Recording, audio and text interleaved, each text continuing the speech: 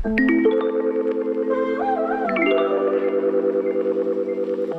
the other day I saw the British Vogue article, "Is having a boyfriend embarrassing?" And I saw it on my Instagram story, so I reshared it to my stories.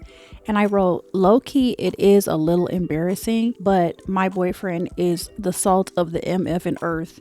And he is one of the best humans I've ever met, so I'll keep him. Even before I read that article, I have noticed that a lot more women on the internet are sharing their boyfriends with like the back of their head, which is literally exactly what I did. Actually, that was my soft launch post I put on Instagram, which I'll post here, was just a picture of me holding the back of his head. But our first date was like this epic whole first weekend because we had been, I call him Mr. Texas Online because he is really far away. Obviously he lives in Texas. Our first date was like a whole weekend that he planned for us in Detroit, which was really, really fun. So I had been posting all week on my Instagram stories, like what we were doing and where we were going and how much fun it was. And I posted him with a picture on my stories of just his head with like an emoji. And one of my guy friends was like, there is no way I would be happy with that. Now, let me say, one of my guy friends who wrote this, he is 30 years old right now. I think about to be 31. My boyfriend, by the way, is 56. So there is a big generational difference between the guy who wrote that and my actual man who did not care at all whether I put his head as an emoji or whether I put his real face. We do have some legitimate reasons why I'm not showing his face. It's partly because we are older people with older grown kids and we don't really want our kids all up in our business because our kids are all on social media. That's part of it. But anyway, I just thought it was so funny that one of my younger guy friends would say that, like, I would never take a woman out on a whole date and then have her post me as an emoji head. Which is partly what I want to talk about in today's episode. Is having a boyfriend embarrassing? How it's different for generations for both men and women. It was a very viral article and it's kind of setting up this cultural moment. I appreciated that she called out, and I think the reason why it went viral is because women in this generation, this younger generation, I'm Gen X, I'm 48. Women in the younger generation, these millennials and like the Gen Z age that are at the like dating, maybe I kind of want to get married age. For them, considering boyfriends is kind of embarrassing is honestly kind of a flex coming from your elder Gen X woman over here. But before we get into all that, let me just introduce myself quickly. I'm Gracesandra, a writer, author, advocate, activist, mom, etc. And this is the Out Here Trying to Survive podcast. Please consider this a warm hug of solidarity from me to you. I'm rooting for Black women. It's made for Black women and it centers Black women. And if that's you or you want to learn about that, welcome to episode 34. Yeah, so I want to talk about this article. Let me get my glasses on because like I said, I'm Gen X and I'm going half blind. Y'all, not me with the bifocals. I gotta look up like this. So in the article, she says that if someone so much as says my boyfriend on social media, they're muted. I had never heard of that. Again, I'm Gen X, but I know this was written for millennial/Gen Z women, probably more Gen Z than millennial. And I think that's fucking crazy. that would happen, but I get it. Just hear me out. So I like that she talks about this idea of boyfriend land, and that is basically a world where women's online identities centered around the lives of their partners, a situation rarely seen reversed. And this is about the time where women's identities were defined by the relationship. Now, if you're talking about women's identities being defined by their relationship, that is me, baby. I grew up Gen X at a time when, especially particularly for those of us who grew up in the church or in evangelical culture in general, we were taught that we need to get us a man. As soon as you get a man, you're going to be happy. And then what you're going to do with that man is you're going to marry that man. And then what you're going to do is you're going to marry that man and you're going to live happily ever after. And of course, you're going to wait until you marry him to have sex. You're not going to like sex before then. But then once you get married, then you better become a whole freaking a hoe for that man. So I was kind of raised in that generation of like, this is the most celebrated thing you can do is become a wife. And if you think about it, I was born in the 70s. So we're just literally coming out of that generation. I mean, I think even after I was born, where women were just able to like literally get their own credit card and have their own bank account and be able to buy their own house and all of these things that my mom's generation definitely didn't have. I mean, consider that my mom was born in 1940. My mom had me older and I'm 48. She was born in 1940. Women were not able to do any of that. So my mom was definitely not teaching me like, you are fine on your own. You can be whatever you want without a man. You can do whatever you want without a man. That was not the little speech that I was getting. She was always talking about when you get married, Grace, and when you get married. So what did I do? As I went and got married at 22, because that is what I was taught to do as a good Christian girl. And I honestly wasn't like the greatest little Christian girl, but that is one thing I did right. quote unquote right. You get my point. Like, women's identities were defined by this boyfriend land. And then when you get social media taking off and people having, you know, especially the whole trad wives movement, people having all of this content about women being married. And then from there, one of my favorite authors of all time, Anne Lamott, wrote this book called Operating Instructions. And it was, as people later came to call it, it was like the first mommy blog. And she really just goes into all of her feelings about being a mommy and all of this stuff, although she was not married. And then she later converted to Christianity. But anyway, mommy blogging was a thing that started in the early 2000s that I fully partook in as soon as I had my first son in 2005. So I started writing about my day-to-day life as a mom and blogging all of these stories about my kids. Thank God a lot of it is gone and not on the internet anymore. Some of it was really embarrassing.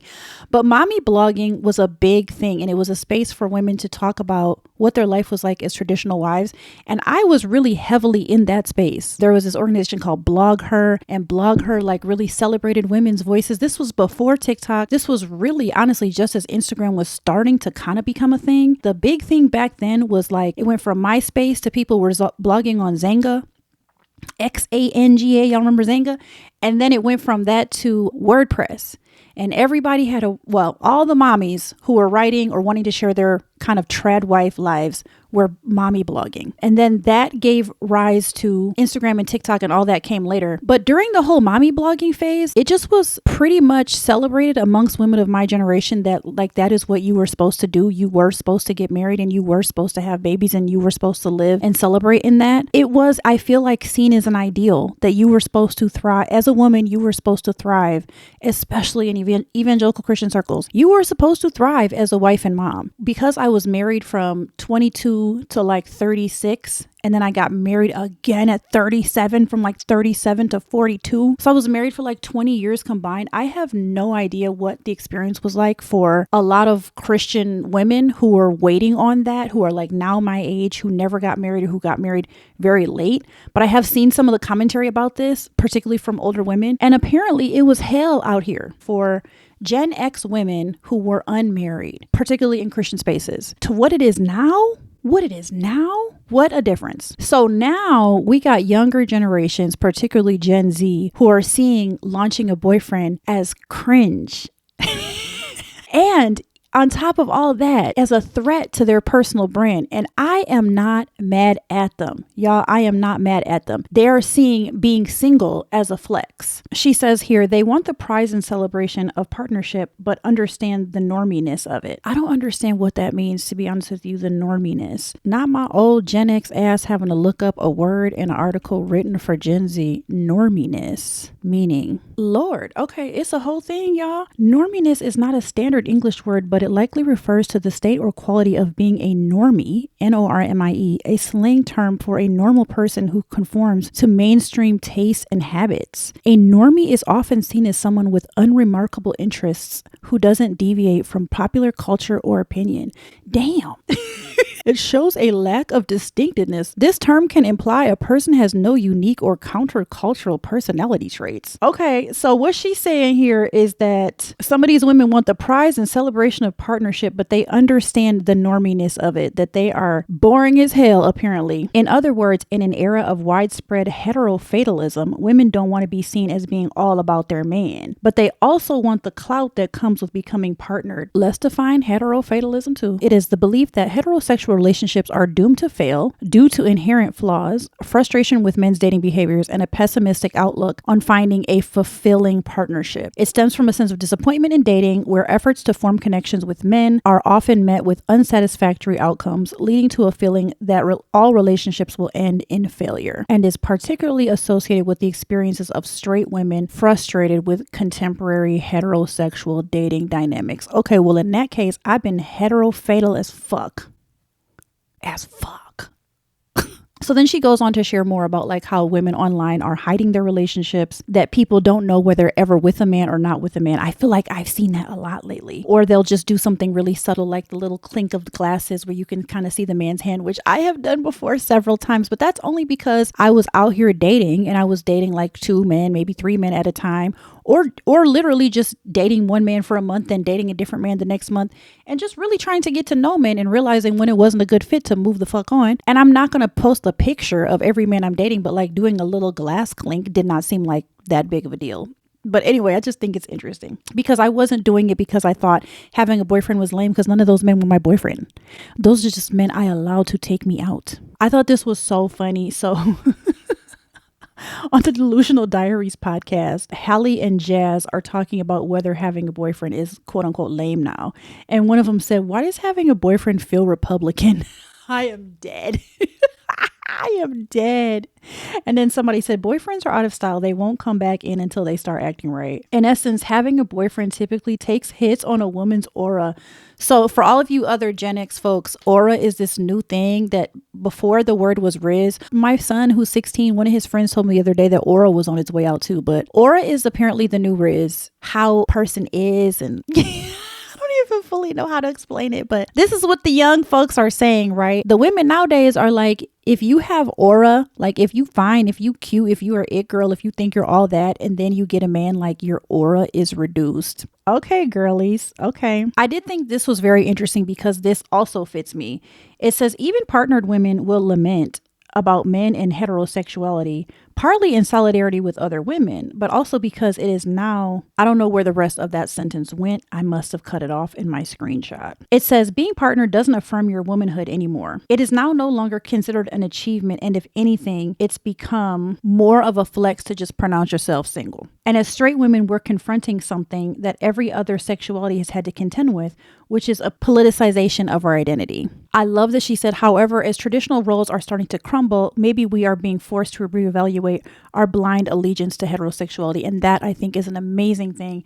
I love that for this generation. I love that they're starting to say, I don't have to be with a man. I literally don't have to. I also love that the article points out that there's obviously no shame in finding love or falling in love or celebrating your joy, as long as we are openly rethinking heteronormativity, which is something I am so passionate about, particularly as an LGBTQIA plus ally. And I also love that she talks about how single women now are romanticizing their single life. And if you look on YouTube, if you just type in the word romanticizing, I mean, I think I even have a podcast title with romanticizing in the podcast title. I love that women are talking about their soft girl era. You know, I have a whole system that I built, which by the way is available on my Stan store. It's called the Soft Girl Survival System, to figure out how to literally survive all the things that we're going through without feeling like you need to depend on a man. It's really not about the man aspect, but more about like, how do you find what you need within yourself? How do you become the soft girl that you need to be? And not for the purpose of finding a man, but so that you can be the best version of you. And I love that she says, this is a nail in the coffin of a centuries old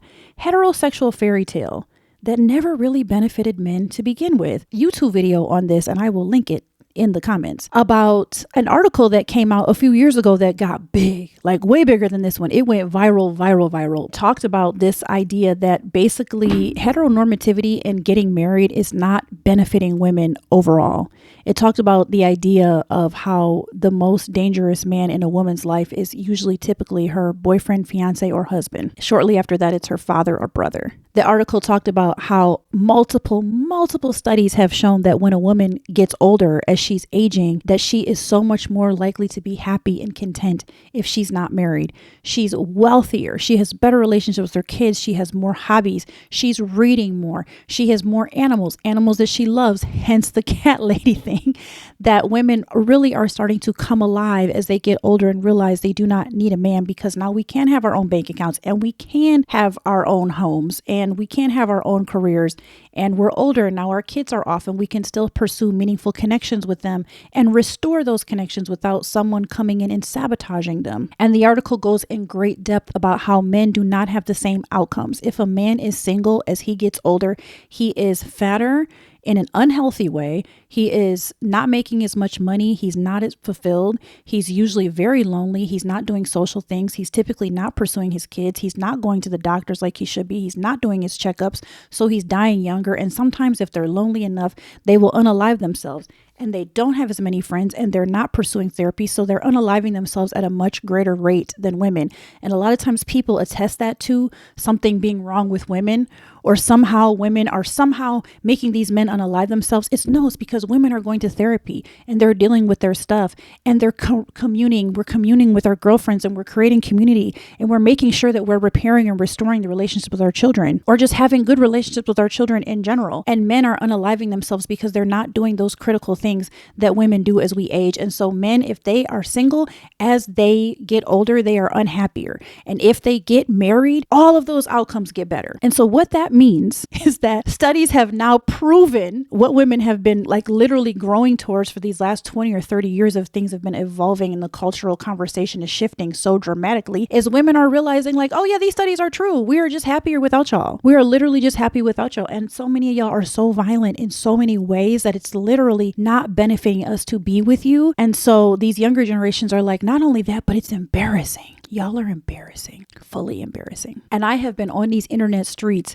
a low-key misandrous, which I believe is just a response to misogyny. Because we still don't have the power. We still making less than y'all, and we still getting unalived by y'all and beaten by y'all and treated up horribly by y'all in so many different ways. So I'm not feeling too bad about my little low-key misandering. But I'm a feminist and a womanist, and I have been out here wanting liberation theology for all my sisters. For real. That's why my entire platform centers Black womanhood, why I'm really committed to advocating for Black women in every way possible till the day I'm not here no more. Even then my spirit will live on. But here's where it gets personal, reflective, and nuanced. Because behold and lo and behold, like Jessie Woo says, I watch so much Jessie Woo, I talk like her now. Behold and lo and behold, I'm in a relationship. Like I said, when we first got together, I soft launched with a picture with the back of his head. I was not in any way embarrassed. Like I said, that was kind of more logistical because of our situation with our children. We are both older. Like I said, I'm 48 and he's 56. So we're not dabbling in all of these kind of weird relationship dynamics anymore. We've both been married before. We're more mature. We're just trying to figure out what is the best way to have a relationship right now at this current trajectory, and how to share or not share that online. And trust me, we are both really excited to share each other when the time is right. At the same time, y'all, I'm old as dirt, and I think I've earned the right. Not that I need to earn it, but I've definitely earned the right to love quietly and not have to put my relationship all out there. Because I definitely have in the past. And also for me, sharing less right now, I'm older and more mature, so I'm not centering this man in my life the way I have previously. So in some ways, me sharing less is a reflection of what I want for the younger girlies, and what the younger girlies are already getting a hold of is like, these men shouldn't be centered in our lives anyway. They should not be the center, and our whole life revolves around them.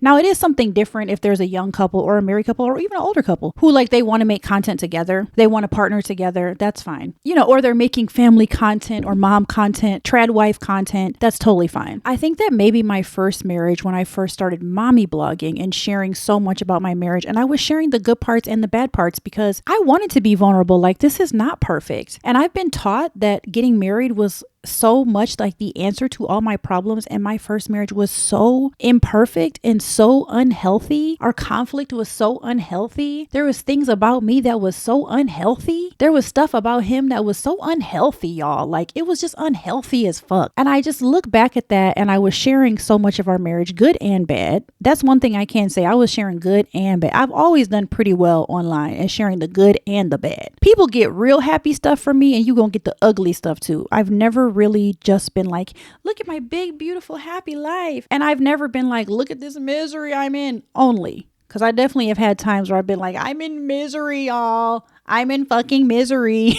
Someone save me from my misery. But I do wonder if my first marriage, how much I shared online was maybe performative, because I thought, this is who I have to be. I have to be a wife. I have to be a mom. I have to be a traditional wife in some way. Like, there was a whole time where I never showed cleavage online, which some of y'all might not believe because my titties be all on these internet streets everywhere now. I used to not think that was what I should do as a traditional wife. I didn't even get my nose pierced for a long time because I was so heavily involved in evangelical Christian culture, and I wanted it, but I was so like brainwashed to believe that as a traditional Christian wife, I shouldn't ever show like a little tip of my cleavage, nor have my nose pierced. I mean, it was crazy, y'all. And no, we were not Mormon. We were evangelical Christian, going to like Baptist churches, and then like a non-denominational vineyardy kind of church. We went to one of those. So for where I'm at now, me sharing more privately or sharing less of our relationship is more about power. It's not about shame or being embarrassed by having a boyfriend. It's more about like, wow, I'm really firmly standing in my power now. I know that this relationship doesn't define me. If you heard my previous episode, I talked a lot about how I got to a place where I fully was fine if I never had a man for the rest of my whole goddamn life. I finally got to the point where I'm like, I don't need this or want this at all. Right before I met him. And I finally got to a place where I was like, yeah, if I ever get with anyone, like this relationship is going to be so fucking special. It's going to be so special to me in so many ways. That's what it is. So when I don't share now, it's not from shame. It's more from, yeah, I just am really aware that this is not my savior. It's not something that I have to have in any way. It's just something that I want to have. I like having him around. I don't need him to be around. You know what I'm saying? And also, I think as a Gen X woman who's been divorced twice, me and him both have been divorced and have kids, things just feel, I think, a little bit more sacred. If any younger ladies, I know my podcast audience is typically 35 women and up, but even for those of you who are 35 and never been married before, I do want to say as an older lady out here in these dating streets that you do go to a point where it feels like you know more of who you are, and it really is a better place to love from. And cishet men, y'all, they don't tend to change. They don't tend to change. Like I said, they're not doing their work. So who they are when they are older is who they are. Like I said, my man is 56. Who he is who he is. So when I chose him, I was choosing him.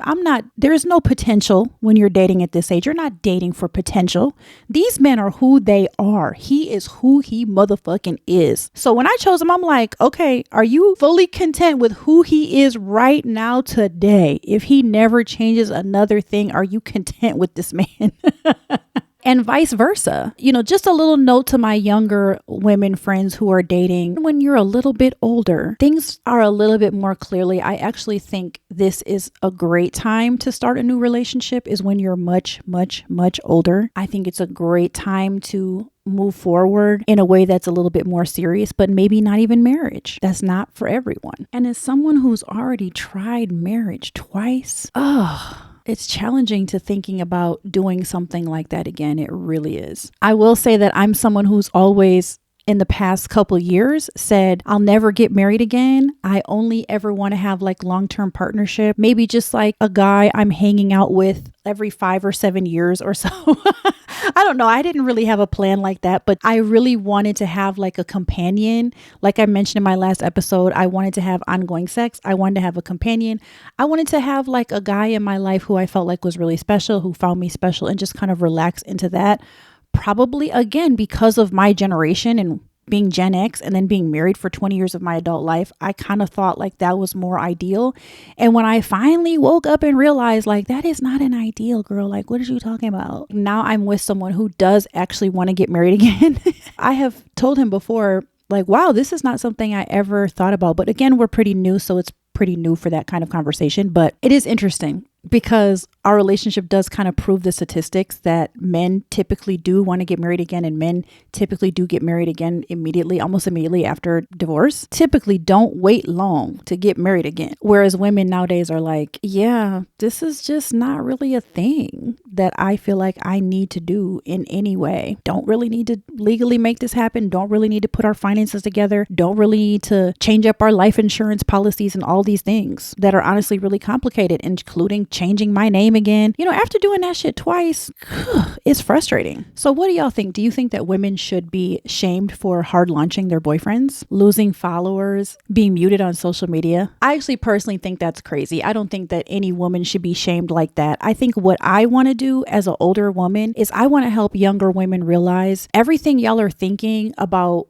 how potentially dangerous it is to associate yourself with a cishet man. Everything that y'all are fearing, all of the exhaustion that you feel from dating, which almost every single woman I know, including myself, has been just exhausted on dating in general because the dating pool is so poisoned with larvae and maggots, liars and abusers and cheaters, emotionally violent men. I get the fatigue, like fully. The one thing that I like about the fatigue that young women are experiencing, like the full ramifications of the patriarchy and the full ramifications of a lot of men who have embraced misogyny. what I like about that is that they're saying, yeah, this heteronormativity shit, like this is bullshit. The idea that I should get married to be happy, like it's bullshit. I love that they're getting there. I love that they're seeing these things. I love that there's even some of this like maybe cultural regression, because honestly, like sometimes shit has to hit rock bottom for everybody to wake up and be like, let's do things differently. And this heterofatalism, like the idea that men ultimately will disappoint you, and the idea that like public enthusiasm for a relationship just in general, that feels like naive or cringy. I think that's part of the growing pains. Both can exist. This is where nuance comes in. Both can exist, because I felt all of that. I felt heterofatal as fuck, like I said. But then I also got to a point where I'm like, I'm not going to close the door on something that could still be beautiful for me personally. But I realize I just don't need it anymore. But I also, I had enough years of dating where I was just like, this is unbearable. I can't keep living like this. And as a matter of fact, I wasn't dating. I decided not to date. Like I said in my last episode, listen to it if you haven't yet, that I decided not to date anymore at all. I did not meet my man right now on a dating app or trying to look for him or anything like that. He kept seeing my stuff come up on his Facebook. He said that my stories kept popping up, and then he reached out to me. I told him right away, I'm not interested. Sorry. And then he like reached out again the next week, and I was like, yeah, you do seem nice, but no. And then he like reached out again the next week. I mean, the whole process of him reaching out to me before I finally agreed to even a phone call. Actually, I didn't agree to a phone call. I finally sent him a voice clip. It was like 3 weeks, but he reached out to me.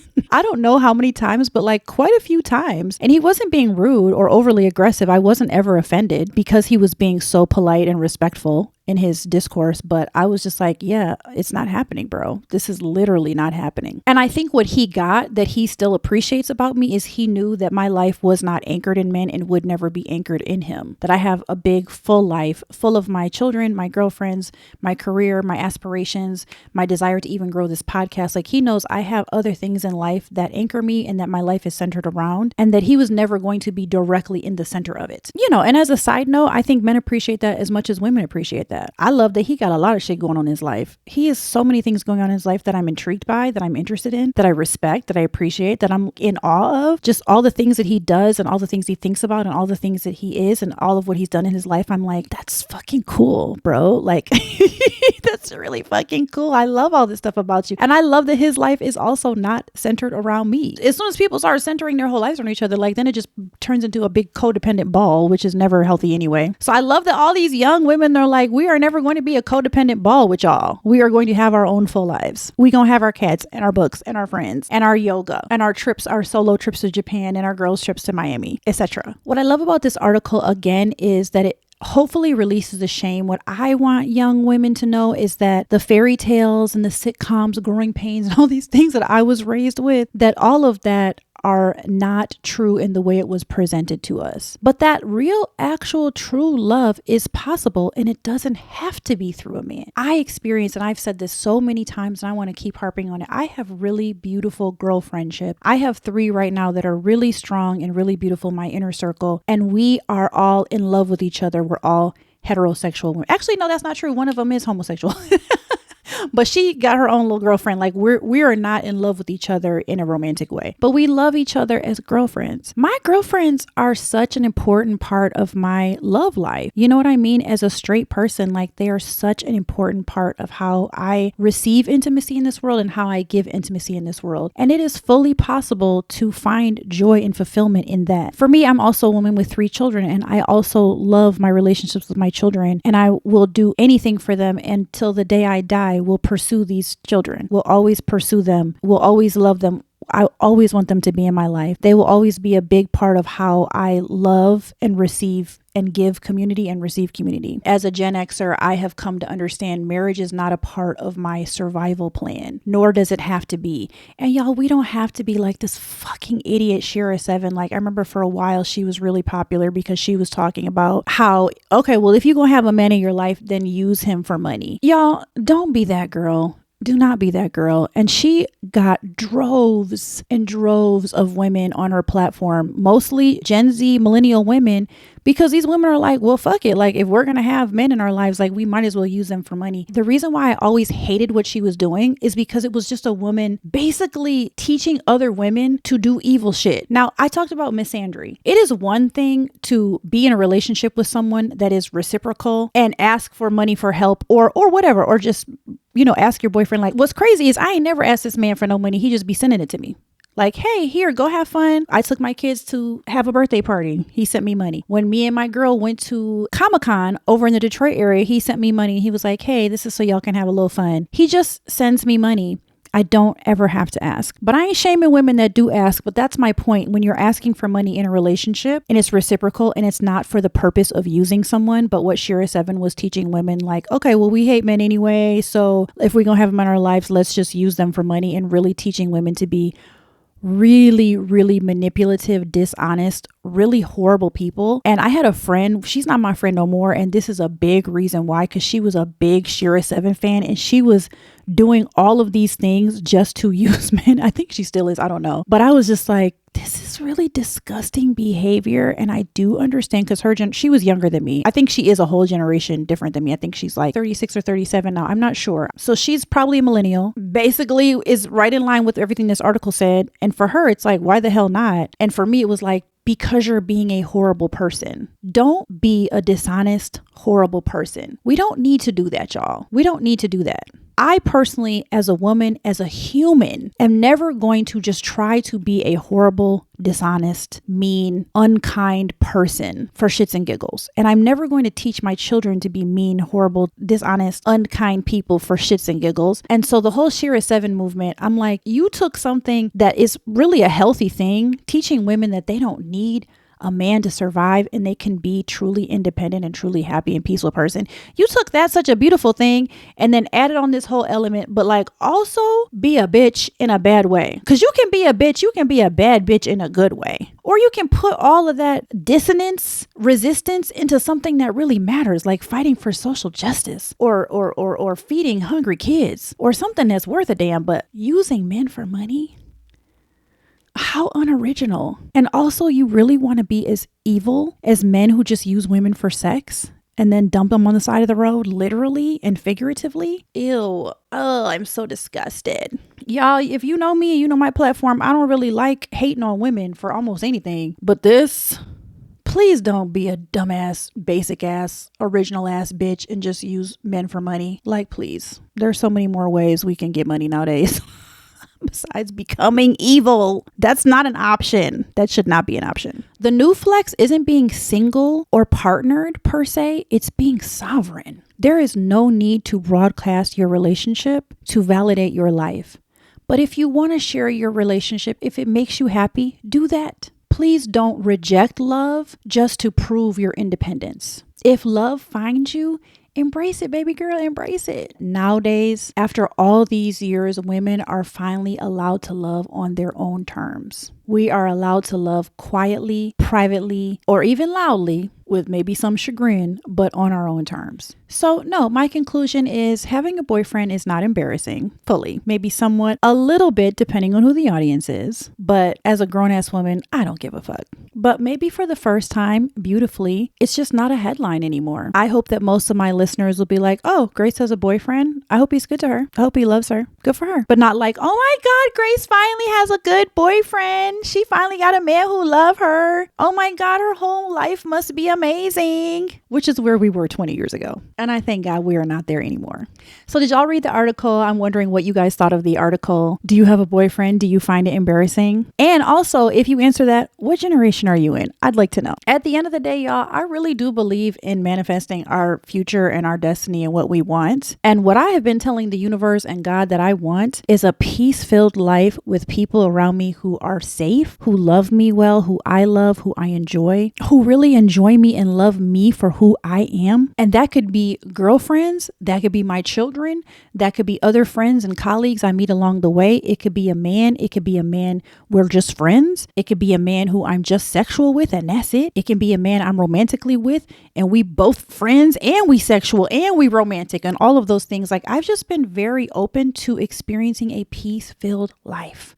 A peace-filled motherfucking life.